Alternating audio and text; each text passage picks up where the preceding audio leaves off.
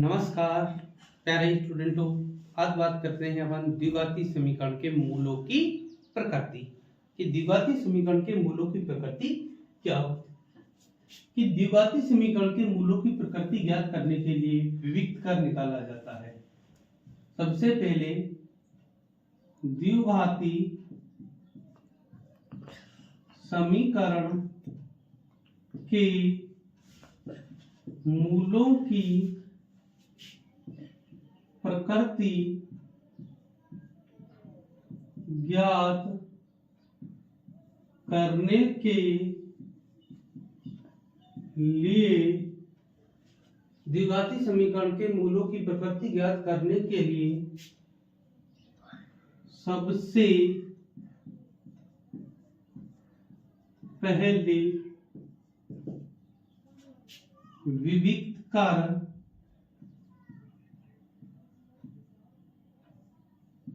जिसे डी से व्यक्त करते हैं डी निकाला जाता है।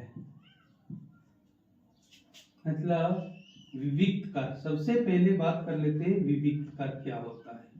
विविक्त कर डी। विविक्त कर डी।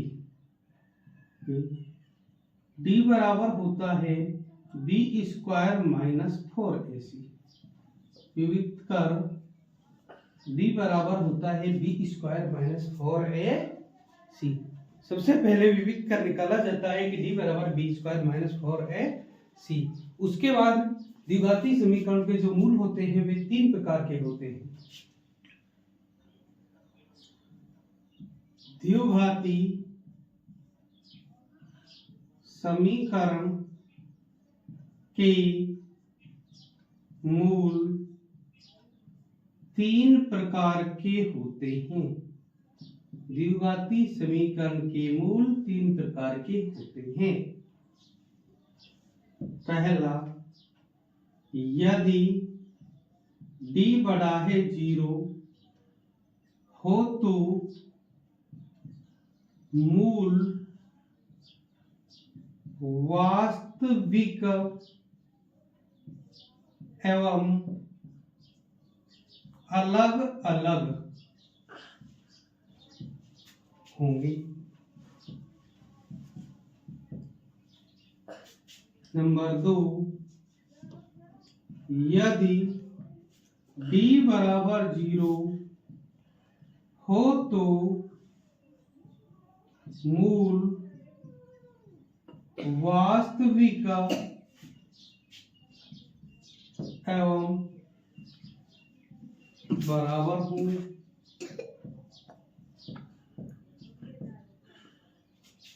और नंबर 3, यदि d छोटा है 0 हो तो मूल वास्तविक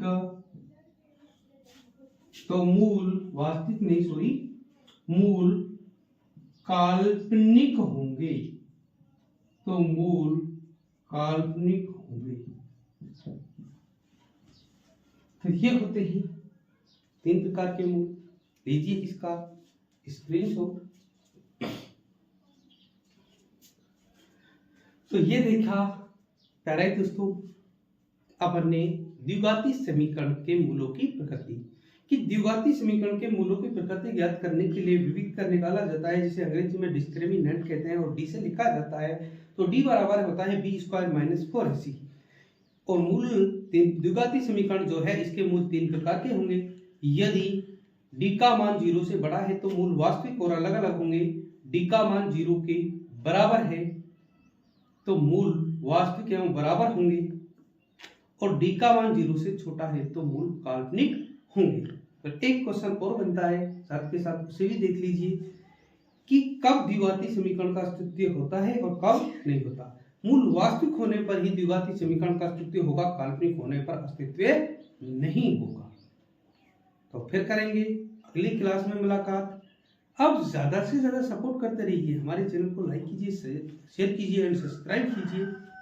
फिर करेंगे मुलाकात अगली क्लास में। बहुत बेहतरीन उसके साथ। तब तक के लिए सभी को धन्यवाद। जय हिंद, जय भारत।